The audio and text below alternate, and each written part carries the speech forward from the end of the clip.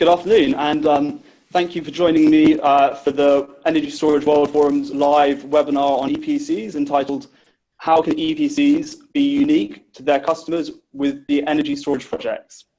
I'm James Frith, and I'm an energy storage analyst at Bloomberg New Energy Finance, the leading research and analysis company working in the energy sector. And I'm looking forward to having a very lively discussion this afternoon, discussing the role of EPCs in the energy storage market. And I'd like you all to get involved in the discussion as well. Once we've had the panel, we'll open up to questions and answers. So if you could save your questions till then, that would be great. So the energy storage space is rapidly changing, and I think the EPC segment of value chain is particularly interesting. We're seeing a wide range of companies offering different products and services. And it's one of the areas that was identified at Bloomberg New Energy Finance's Future of the Energy Summit as being an area in the kind of energy storage value chain that can offer significant cost savings to energy storage projects as we go forward. So with that in mind, I'm delighted to be joined here this afternoon by Tim Muller, who's the CTO at Be Electric, and Stefan Schaus, who is Director of Business Development for the EMEA region at Wärtsilä Greensmith. We'll hopefully be joined later by Matteo Rizzi, Director of Global Sales for Photovoltaics and Battery Energy Storage for Nidec. So, I mean, just to get started, Tim, would you mind telling us your company's interest in the energy storage sector? Electric is originally a free field and utility scale PV EPC company, and we identified, I think 7 or 8 years ago, that we won't be able to install PV anymore in the late or the mid future without significant energy storage next to it, be it for peak shaving or be it for grid or frequency stability. Yeah, and that's when we started to investigate in that and develop products. And now it has become for us a separate section, installing and realizing battery projects as an own business segment in Europe, where while PV is more and more difficult in Europe, so and battery is a real growth sector or growth region. So yeah, that's why battery is very important for us, and it will it was also an enabler for our PV business around the world. Yeah. Okay, fantastic. And so, Stefan, the same question to you. Could you just quickly explain Wärtsilä and Greensmith's interest in the energy storage sector? Yeah, so Greensmith Energy Management Systems was a company, or is a company based out of the US. Now, since July 3rd, the wholly owned subsidiary by our new corporate parent Wärtsilä from Finland. We are we're forming the energy storage division of Wärtsilä Energy Solutions, and Wärtsilä Energy Solutions has been around for quite some time, has installed 63 gigawatt of gas generation assets around the world. Greensmith brings to the table now new possibilities for hybridization as well as standalone energy storage systems, full EPC capability to fulfill turnkey projects on a global basis. And yeah, so my position here is based out of Vienna, Austria, the EMEA region, and we're looking forward to increase the energy storage presence also here in Europe as well as Middle East and Africa. Okay, fantastic. So there we have it, kind of two companies that have entered the storage market from very different directions. And I guess to people who aren't familiar with the EPC sector and energy storage in particular, it could sound then now that your companies are offering almost the same thing. So Tim, starting with you, could you maybe kind of describe what you would say your company's unique selling point is within the energy storage sector? Yeah. I think that it connects or is somehow connected to what I said before, that we are coming from the utility scale PV sector. So that's also where we are coming from technically. We are building battery, or a lot of what we are, a lot of our expertise in the battery sector is based on what we have learned in the PV.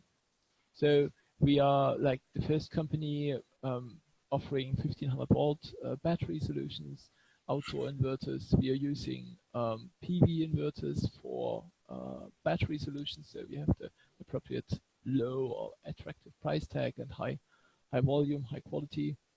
We also have dating from the time of PV, or having developed that during our PV business, a very comprehensive O&M solution. So we have a dedicated O&M team, we have a lot of procedures in O&M and so on.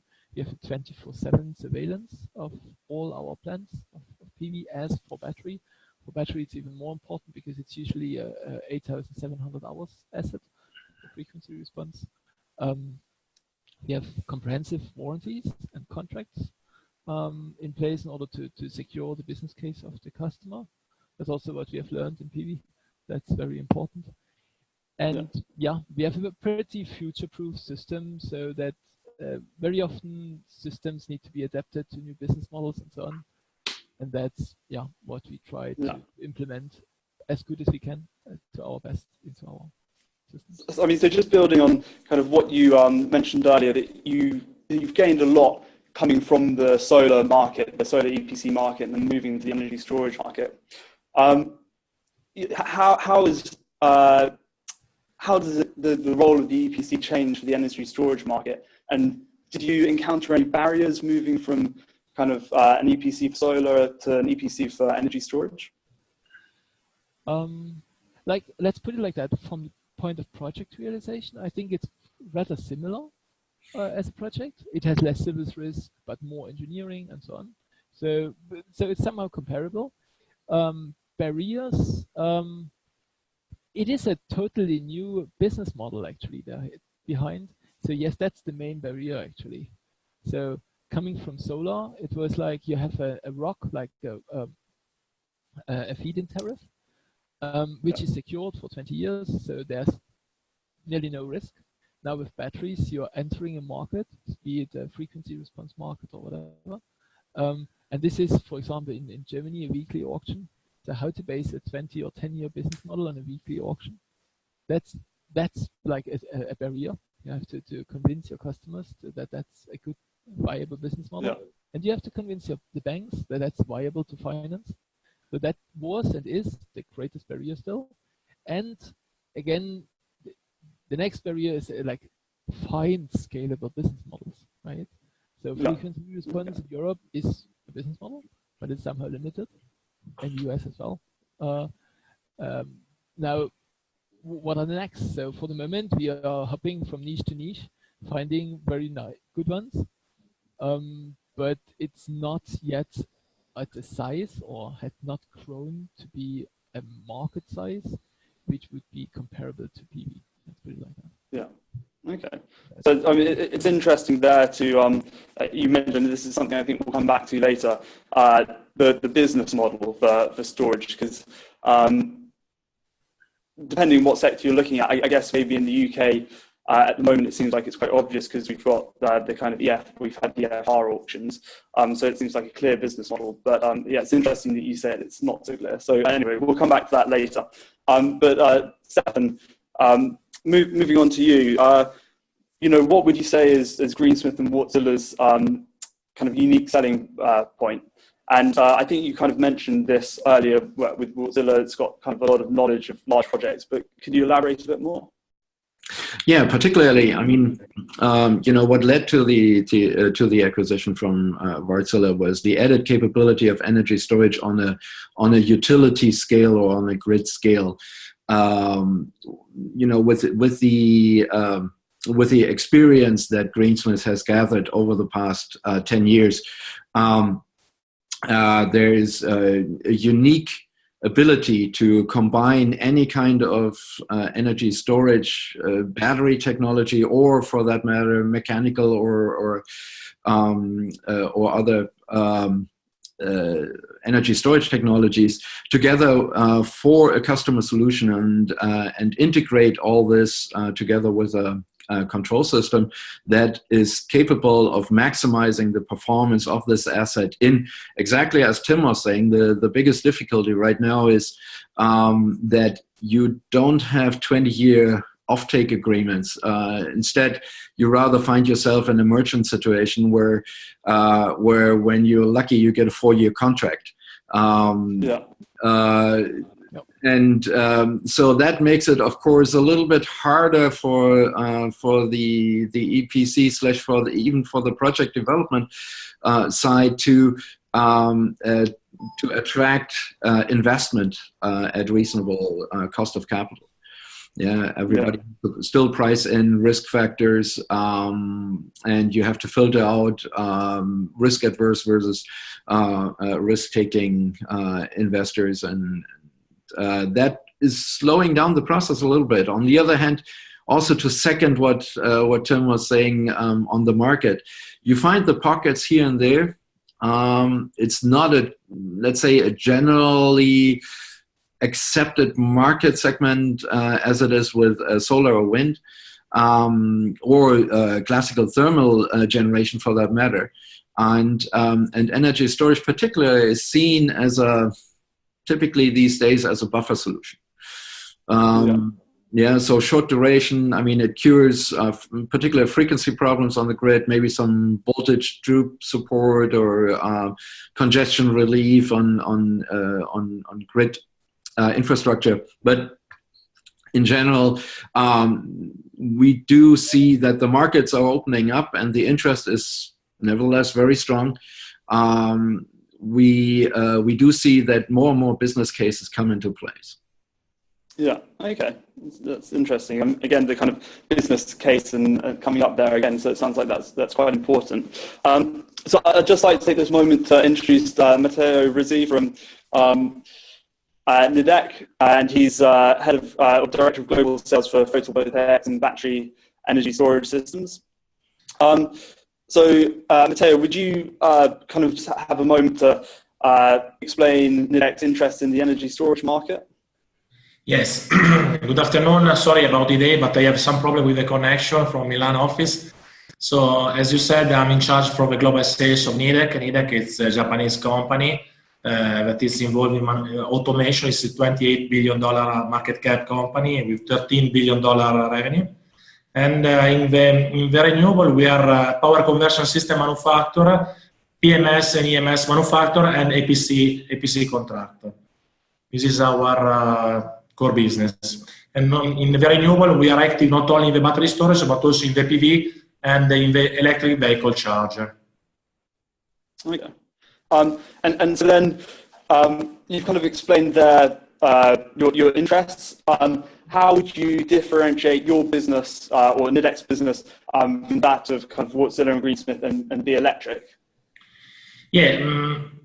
So on our side, I mean, we as EPC, we have the chance to deliver a system to integrate components that we manufacture on our own, since we are vertically integrated on what we consider as the key of the equipment of the battery storage, that is the power conversion system and the PMS and EMS, so the control. So on this, I think that it's very important to be vertically integrated and to design a solution that are tailored to the project according to a different project application. This is the first topic, but for us it's a ground where we think that we may differentiate from other competitors. And the second one, that we can propose a value proposition that could also include our involvement in the project development in some country where we are active. On top of it, still in the value proposition, we can provide construction financing that we see that in some country and some specific project environment, it may support the due diligence of the bank prior to achieve the project financing, the financial close. and or in some cases we can be equity partner in the project for a short term. So this is what we consider an expanded value proposition that is on top of delivering just a turnkey system, as most of the players are doing right now. Okay, so I mean, so that's quite interesting that you're kind of saying that you'll do more than just a turnkey system. You'll almost do the whole package from you're acting as a developer almost. And on that note, I just wonder on that. Sorry, I wonder on that note. At what stage do you think EPCs should start participating in energy storage projects? Should they be there from the very early development stage when you're looking at kind of sites and the kind of systems required, or do you think it's more if you're just in the EPC section, somebody should contract you in and you go in and do what they've asked you to do? Of course, I think based on my experience that for the EPC to enter into early stage into the project development, to have the chance to develop the project according to the technical configuration that the EPC thinks it's the right one, it's the one optimized that can enable to optimize the delivery schedule, the performance of the plant. It's a good opportunity.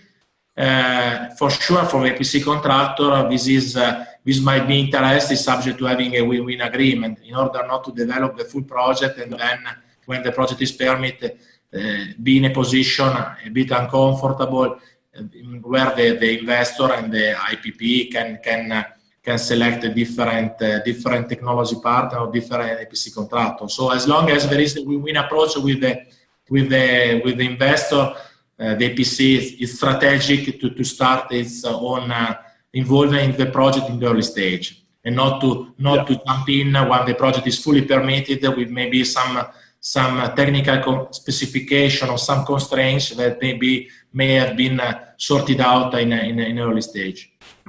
Yeah. Okay. Maybe a comment from my side. I absolutely agree to Matteo.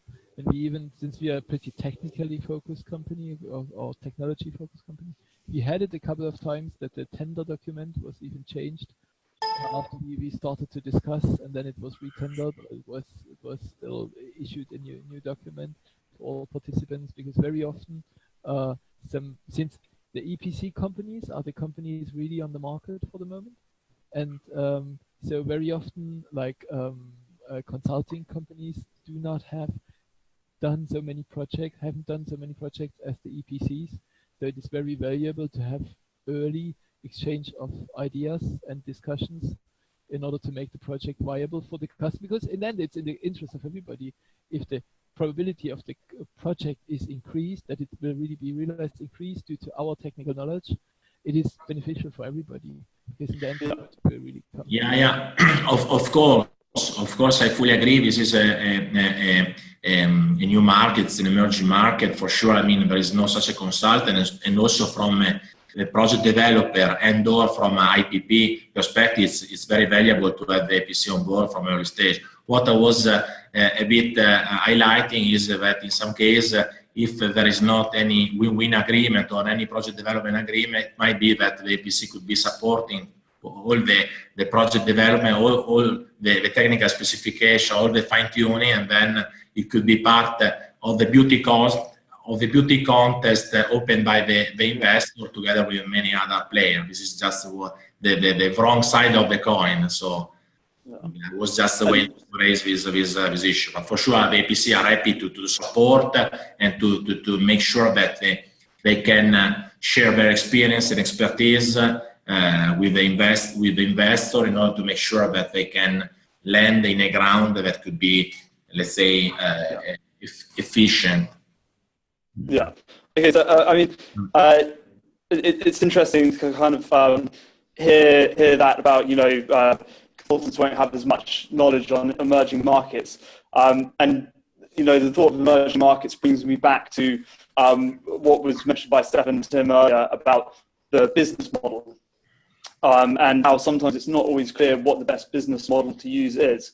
And so what I want to know, what I think is interesting is, Stefan, for example, how would your company offer, say, a better business model than Nidec or the Electric? Well, it's not so much about offering a better business model over somebody else. What it probably is basically the optimization of that particular business case, in particular that market segments that you're going for, recommending in very early stages. So as a full EPC, I second the opinions from Tim and Matteo that you want to be, as long as you know that you have a as termed motivation in place, you want to be advising on what you see in the market, and we had also our fair share of experience now in various markets with these business cases. And as we all know,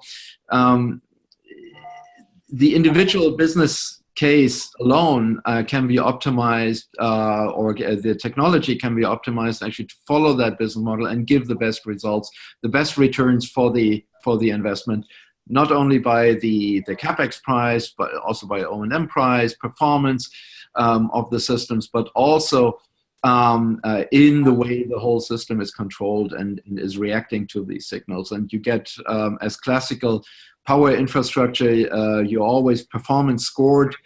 You get a scorecard from any from every off-taker in the industry. So of course you want to yield best results, because that is what the shareholder of that project, what brings the value and the returns.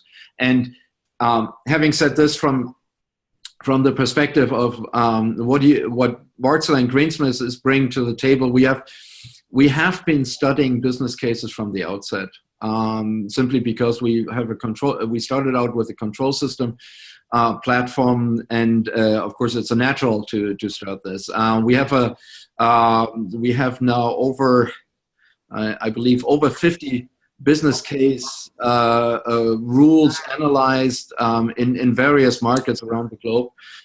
We have a very good modeling and simulation scheme, so that we know beforehand what the results will be on the returns of when running business case and combining them with each other. And so as such, we are of course advising our clients on the best approach as we see it. So taking off a lot of the burden of the customer to have to do that. Okay, so yeah, I mean, it's interesting. It sounds like we've got kind of three companies that have entered the EPC market from very different directions, but it sounds like you're all agreed on the kind of role that you're playing now and the kind of added value that an EPC can have over, say, a consultant. So yeah, and it's good to hear that you're all aware of the kind of full project scale, which you would hope you would, and kind of thinking about projects and how they can vary.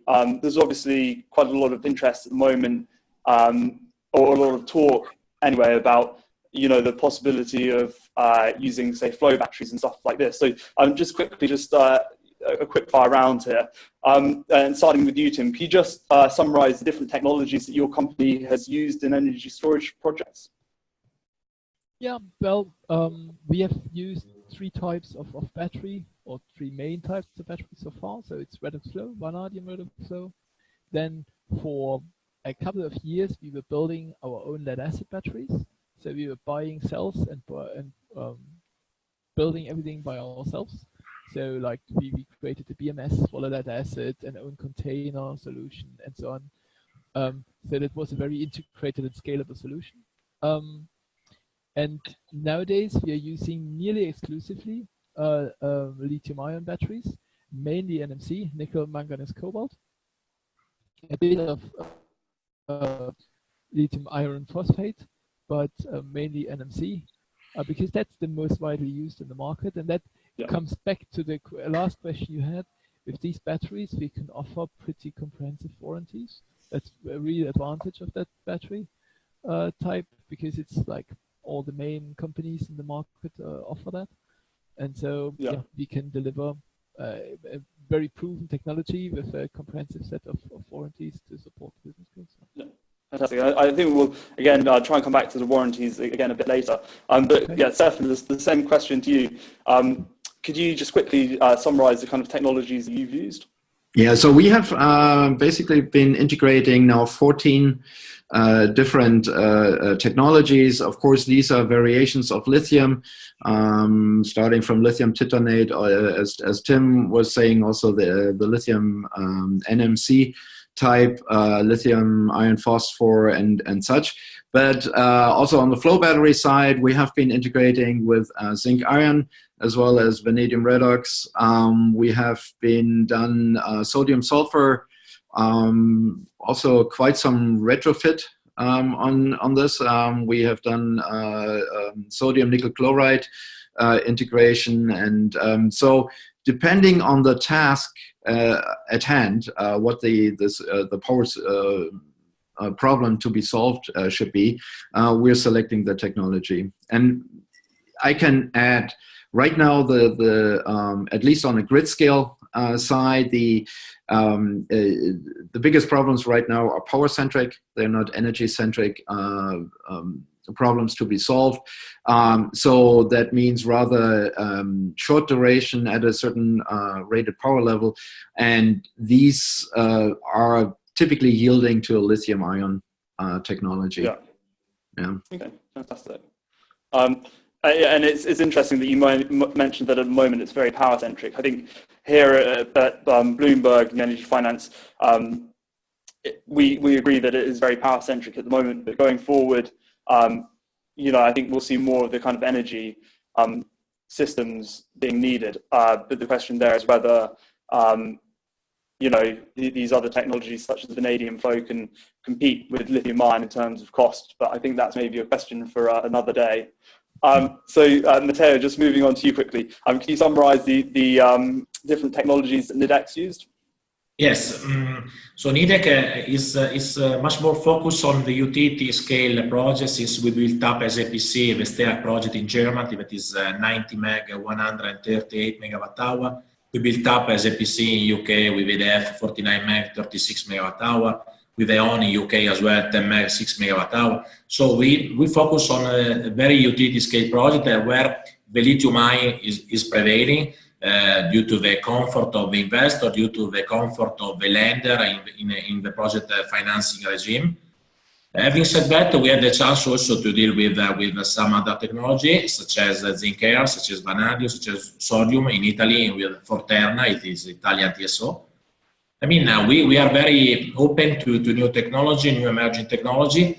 As APC, and I think that my colleague can share this approach, for sure we are a bit concerned with this new technology, since the track record that they can rely on is very low in terms of size, in terms of duration. So for us, that we should take care about the full turnkey and the full liability. It's a bit a situation where we do not feel so confident in new technology. But nevertheless, our R&D is very committed in checking and assessing this new opportunity, and also negotiating with this new potential technology partner security package that can make sure that we can feel confident in taking responsibility based on such a new battery that have a very low track record. So the market is opening up. For the time being, it sounds that lithium ion is the prevailing, and I don't see, to be honest, except in case of specific application, I don't see any chance for any other technology at utility scale to get a seat in this market.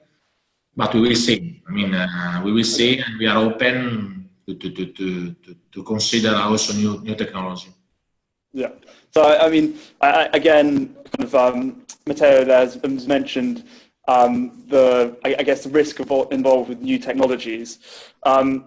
And so that kind of brings me on to the question of, and Stefan, I'll start with you here. How can EPCs protect themselves from these risks, from technologies that aren't necessarily so well tested?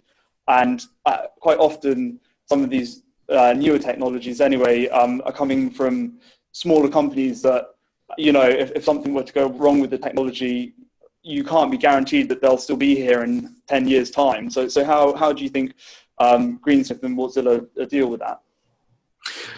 So yeah, particularly, I mean, we will be focusing for any kind of commercial application that or for commercial projects that we're doing on, definitely relying on a back-to-back guaranteed solution, because that is what we owe to any investor or sponsor of a project.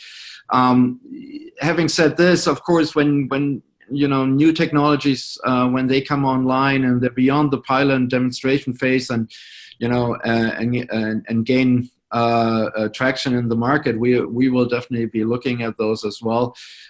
Typically, particularly as you were saying, a lot of the companies are either venture backed or they are on a smaller funding scale, and they need to raise capital in order to stay in business. That's always a very difficult position to be in. This can be overcome by outsourcing, let's say, manufacturing and key component supply capabilities, where you can offload that going out of business problem with a capable manufacturing site who can maybe still keep or still continue to produce spare parts and such. However, this needs to be looked at into detail, and primarily, I would say we will go with large bankable solutions.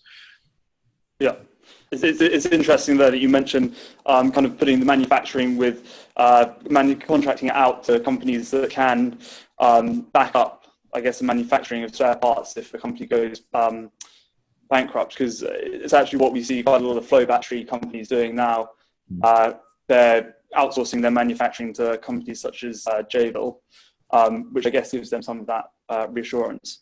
But yeah, so thanks for that. And kind of Tim, I guess the same question to you, and maybe this is something that's kind of quite relatable to you, maybe starting off in lead acid and moving to lithium ion. Is that kind of to do with the reliability of the technology being used? Well, actually, that's two questions. First question, why did we move from lead acid to lithium ion? The answer is pretty clear, actually. Lead acid is a good solution for certain applications, for example, frequency response. Lead acid will show you a very long lifetime, but you are lacking flexibility. Like deep discharge applications are just not suitable for lead acid. And even if they don't do it for the moment, most customers do frequency response, be it continental Europe, be it UK. They want to have flexibility for future applications. So that's the main reason why we moved, or why a lot of our customers moved to lithium ion, and we support that. So we are technology agnostic, actually. So that's one thing. Second was your former question, how do we protect ourselves against low ESS performance, right? So, well, part of the answer is we are using a lot of equipment which we have been using for PV for years now. We have been EPC for 1.9 gigawatt of PV. So that's where we get the inverters from, the cabling, and our design criteria.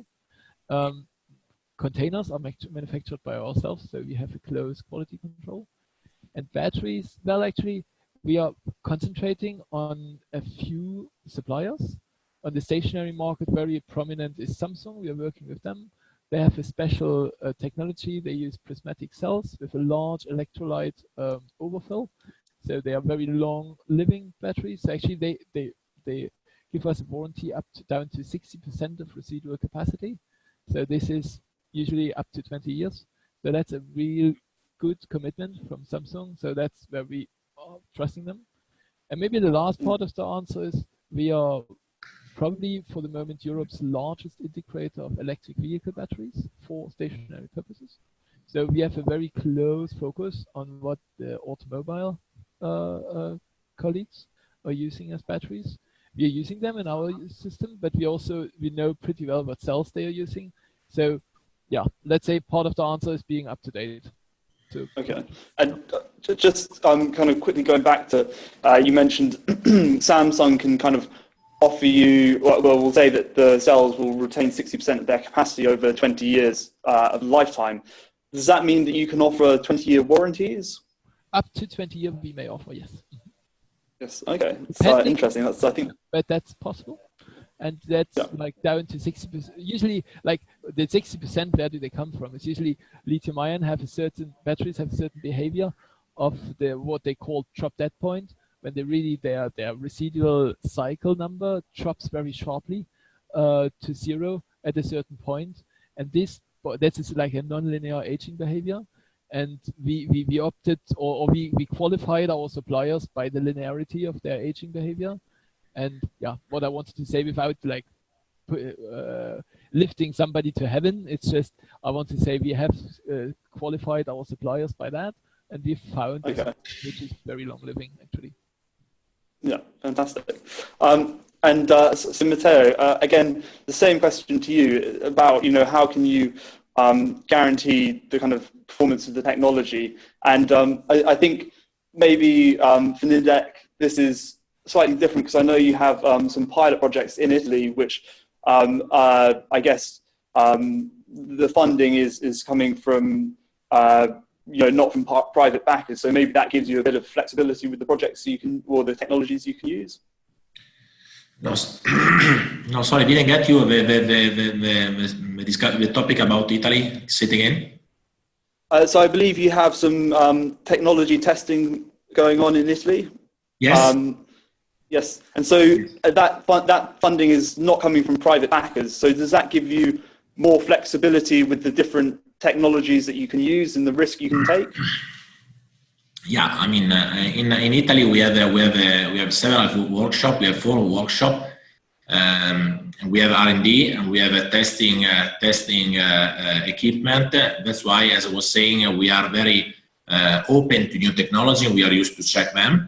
But having said that, what we are used to provide the investor with is performance warranty back to back to what the battery manufacturer can provide us in terms of capacity degradation.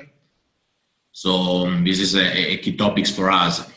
And in terms of risk, if to the extent that there are some battery manufacturer with a new technology, we are used to check how to hedge this risk through security package that could be pledged on the share of this startup company, or insurance package. So I mean, we can deal with this risk, but we need to be protected in a way.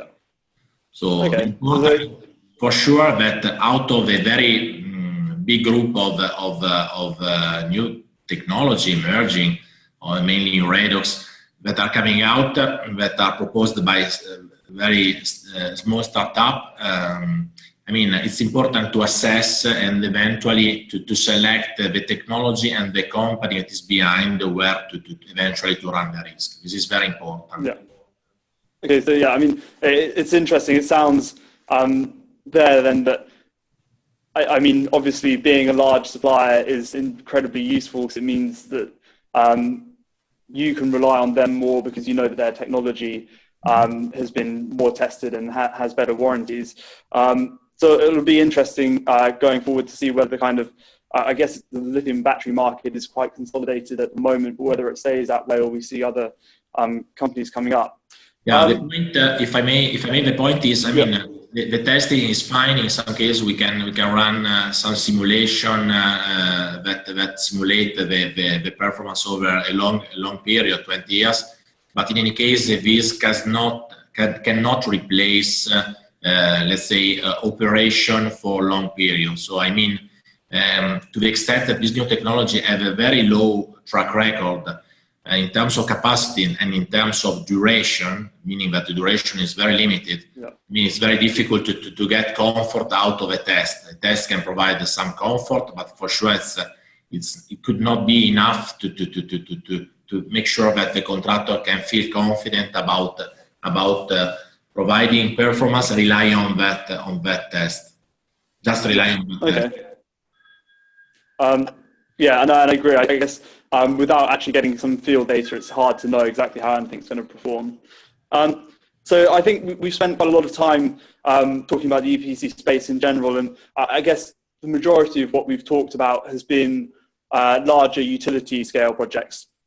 But I think there is also the kind of C&I space, which is going to become more important as we move forward? I think we predict that by 2021, CNI, behind the meter CNI energy storage projects will account for 50% of installed capacity. So that's about 10 gigawatts, and that's globally.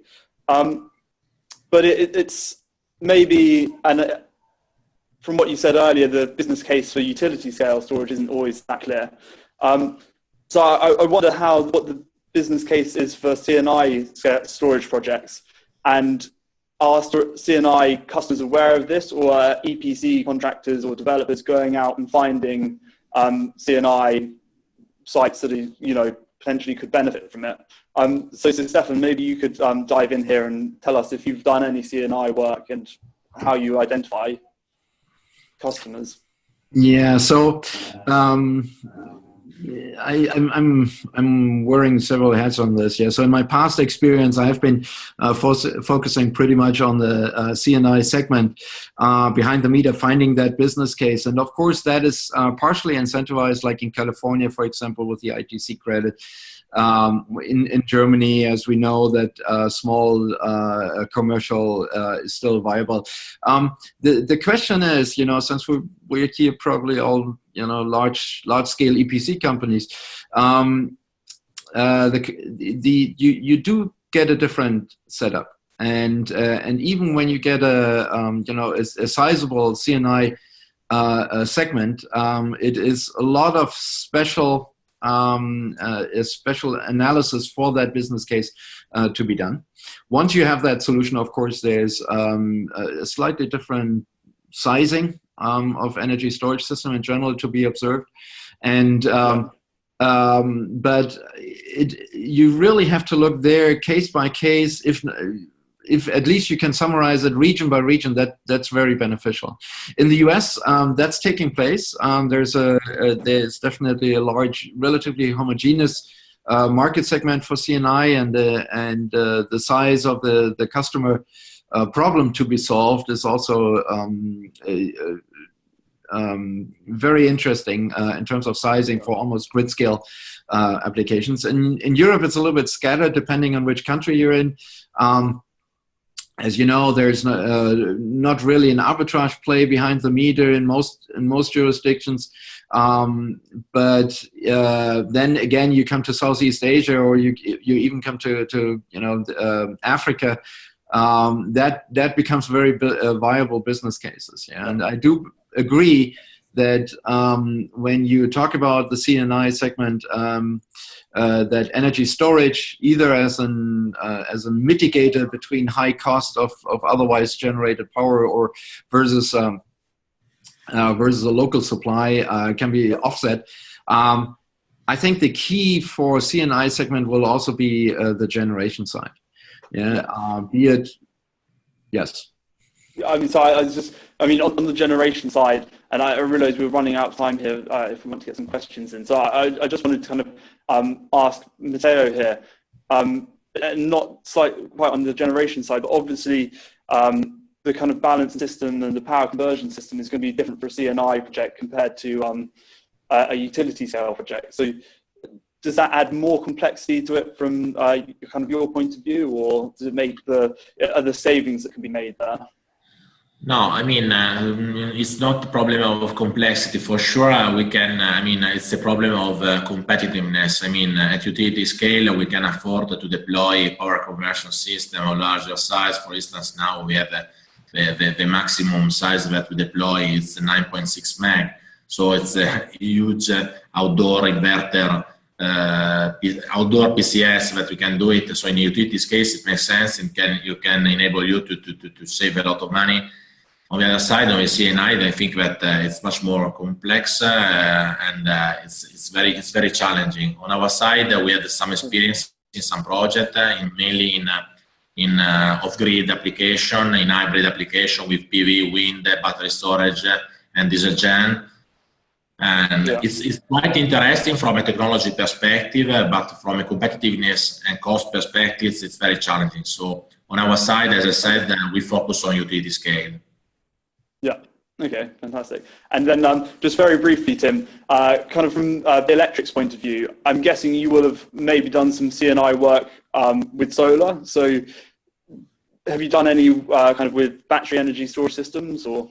Yeah, well, we are mainly a utility scale project company, but since or because I agree totally to what Stefan said, it's pretty challenging. You have to analyze, you have to do a lot of analysis work for every business case for the different customer sections.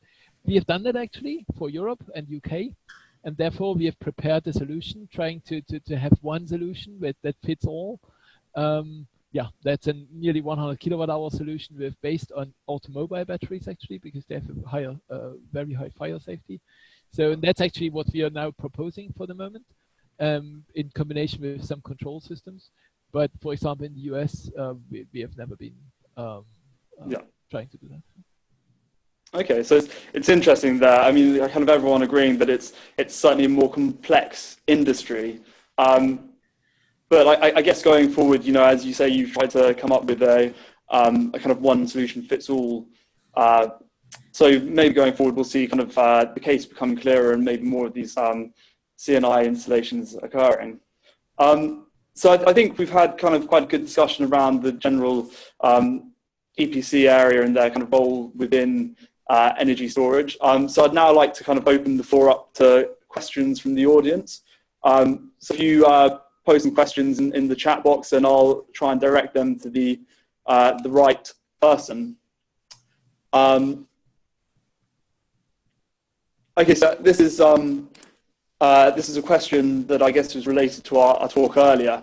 And maybe I'll point this one back to you, Tim, as you just kind of mentioned that you've kind of looked at business cases for, where you've done lots of analysis of business cases for CNI, and I've done it for utility scale storage, I'm sure. So, you know, what's the role of EPCs in ensuring that projects are bankable? Well, first, main thing is usually warranties. So what warranties may we provide in order for the customer to back its business case with a certain safety or probability of this business case really happening. We cannot warrant the market, but we may warrant the technology. So that's one thing. Second thing is, I think that has been mentioned by Matteo as well as Stefan, bankable suppliers. We have to do that. And third is, I think as all three of us, we have pretty strong, pretty mighty simulation environments behind. So we have to prove that the business case is really viable. It makes sense. It works. It works over 10 years. That has to be backed by simulations. So, and in the end, this all has to convince the guys deciding about financing. So that's what makes bankable. Yeah. Okay. Fantastic. And so, Stefan, we've got one here directed at you. So, how do you validate your assumptions in your inputs for your model, and what research does the company rely on? Yeah, so you know, when we model the business cases, actually, it depends on various factors. Of course, you try to get real life data, historical data on the one hand side, model it off of there, make the assumptions for the business rules. That is primarily true for grid scale energy storage right now, like the various frequency response signals. You know, UK is a very prominent example. I'm pretty sure everybody of us three here has modeled extensively on this. Yeah, you typically take several years of back history. On a CNI project, for example, then you get into the challenge, well, how do you get reliable data for this?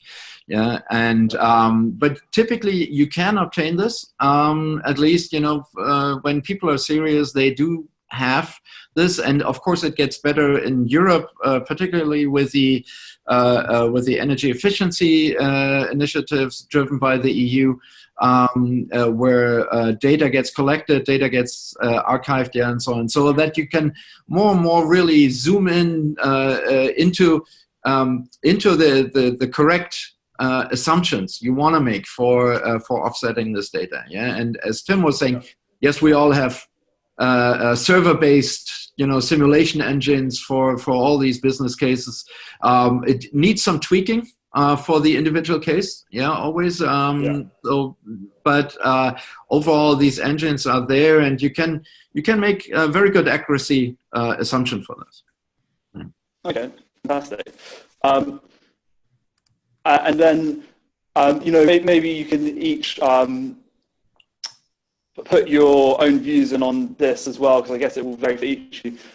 But Matteo, starting with you, how do you see the kind of costs changing in the EPC sector? Or I guess not in just the EPC, in the energy storage sector. Do you see them coming down in line with the costs of lithium-ion batteries, for example? Yes, of course. I think that the cost reduction of the battery, namely the lithium ion, has been driving down obviously also the EPC cost, as we saw in the last 5 years. I mean, the lithium has a decrease from 2009 to 2015 of almost 30%. And now we expect in the next 4 to 5 years a further decrease as aggregate of minus 50%. So we expect that the EPC cost will be dramatically following back to back this trend of cost reduction of the battery. So okay, yeah, fantastic. And I guess rather than asking the same question to you, Tim, I wonder. And you kind of mentioned earlier, as you, Stefan, the kind of different chemistries out there. So, I mean, have you had any experience with Chinese factories? And also, we here at BNF, Bloomberg New Energy Finance, expect Chinese manufacturers to move towards NMC chemistries. So, have you had any experience with them? And do you expect the chemistries they're producing to change over the coming years? First, a short answer to that. If we have tested Chinese, all the batteries we have tested from China so far were all lithium iron phosphate. So the new NMC batteries from China we have not yet tested. We are looking forward to do that. So that's maybe a pretty short answer. But we believe that there strong players will emerge from this side, since the LFP or the lithium iron phosphate has developed significantly over the last years. But maybe one more comment to the last question still I wanted to say. You were asking if does the EPC cost will reduce as much as battery cost. I can say from the experience in PV, where we have monitored that since 2001, we always had a close to half-half ratio between module cost, PV modules, and BOS, balance of system cost, right? This has changed over time a bit, but relatively, the reduction has been very much alike on both sides, on PV modules and on BOS. And in batteries, we expect the same, actually. We have done great reductions in BOS already, in balance of system already, the last years, more than the battery cost, actually. This will change a bit in the next years, but it's still, over the long run, it will be a congruent and a symmetric decline. And there's a second part of the answer. For the moment, the battery cost, what we get from the suppliers, is not only cell, it's module. That means it's casing, BMS, and so on.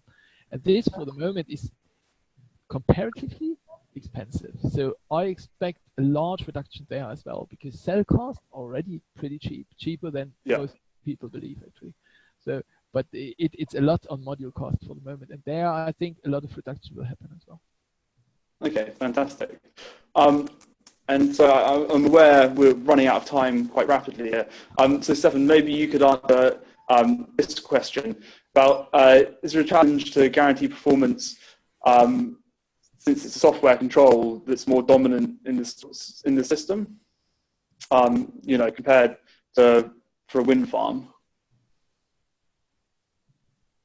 Yeah, so I mean, generally, when we talk about guarantees and so on, I mean, the regulation you have on the wind farm is probably more inside the individual wind turbine, and you're making static adjustments to it. To the rotor speed, wing through wing tilting and whatnot. But in an energy storage system, what drives this is really a rules engine to charge and discharge coming from a sensor network. It is slightly different, but it is a role. It is definitely I would say the dominant role also for the state of health of the system. And that again, or in turn, will then lead to a performance score and the longevity of the cells and the modules over lifetime.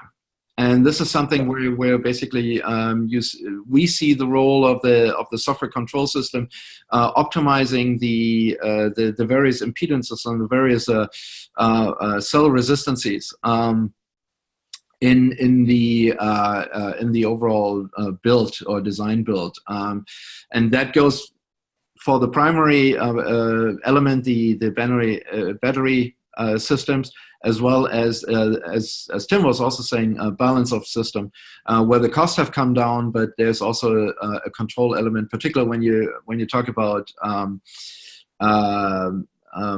HVAC control. That means cooling of the systems and preparing the operating environment for the use of battery energy storage. Yeah. Okay. Fantastic. And so then, just quickly, and this may be a one-word answer. Have any of your companies, and Matej, starting with you, had experience of using lithium iron phosphate in larger installations over 10 megawatts? Unfortunately, we haven't the chance to deal with it. Okay. Tim? Not larger than 10 megawatts, no. No. Okay. And Stefan? Yeah, we probably have to retrofit one of the systems soon. Yeah. Okay. Fantastic. Let's see. This last question from Gregory Magayev. Are there any guiding, and Tim, I'll direct this at you as you've obviously done quite a lot of solar. Are there any guiding principles for the PV ratio to storage with network connections at 132 kilovolts? It sounds quite specific. Maybe you know more than I do. Well, but this all depends on the business model, what you want to do. So if you want to do peak shaving, then it depends on how much capacity you need. If you just want to use do double use of assets, like the 132 kV transformer, you just want to double use it for PV and for frequency response.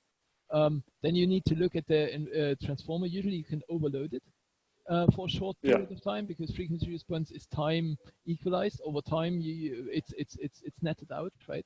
So over time, the transformer will not be overloaded, even if it is already at the max of its limit of its capacity. So usually, if we have like we did that just recently for an EFR project in the wind park. So like if you talk about 5 to 10% of let's say 5%, maybe 10, depending a bit on what it is, what you're exactly talking about, that you can nearly always add as battery to an existing PV or wind park. Yeah. Oh. Okay. Fantastic. So I think we're coming up our hour now. So I'd like to thank everyone who's kind of been watching the webinar. And to summarize, I guess we've talked about the different roles of EPC and how they have to rely on warranties, and how it's easier to get kind of your equipment from larger manufacturers because you get better warranties, and that CNI is an area that we will see kind of developing in the future, hopefully, as the business case becomes more practical. So thank you for watching, and please check out the energystorageforum.com and come and attend the Energy Storage Academy happening next month in Berlin. We also have the 11th Energy Storage World Forum in Berlin next May. And just preceding the Energy Storage World Forum, we have the 5th Residential Energy Storage Forum. So please check out the website and come and attend. Cheers. Thank you very much for your time, and thanks for attending. Okay. Thank you. Bye-bye. Thank you. Bye. Bye-bye.